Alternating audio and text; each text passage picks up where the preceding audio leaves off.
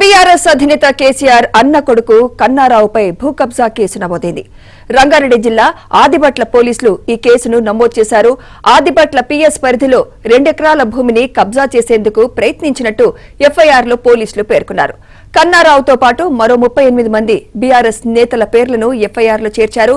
IPC sections 307, 447, 427, 436, 148, 149 కింద case నమోదు చేశారు.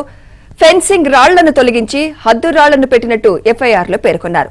38 మందిలో 3 పోలీసులు అదుపులోకి తీసుకున్నారు. మరో 35 మంది పరారీలో ఉన్నారు.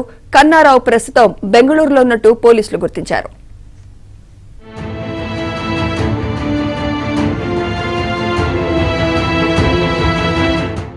ఇదే అంశంపై మరింత సమాచారం మా ప్రతినిధి శశి అందిస్తారు. శశి, కల్వకుంట్ల కన్నారావుపై ఆదిబట్ల పోలీస్ స్టేషన్ లో కేసు నమోదైంది. కన్నారావుతో పాటు మరొక 38 మంది కూడా ఈ కేసులు నమోదయ్యాయి.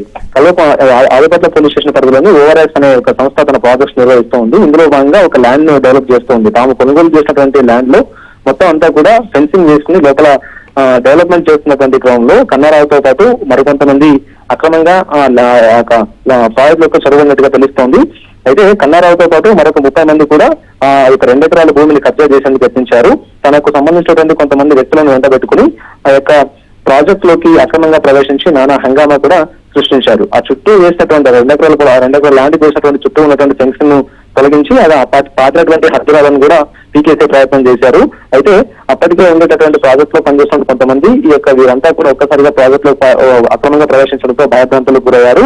అనంతరం ప్రాజెక్ట్ కు సంబంధించినటువంటి నిర్వాహకులు ఎవరైతే ఉన్నారో వీరంతా కూడా పోలీస్ స్టేషన్ కు చేరుకుని ఆదిబట్ల పోలీస్ స్టేషన్ లో ఫిర్యాదు చేశారు. దీంతో ఫిర్యాదు అందుకున్నటువంటి పోలీసులు కన్నారావుతో పాటు మరొక 38 మంది మీద 307, అలాగే 447, అలాగే 427, 436, 148, అలాగే 149 సెక్షన్స్ కింద కేసులు నమోదు చేశారు.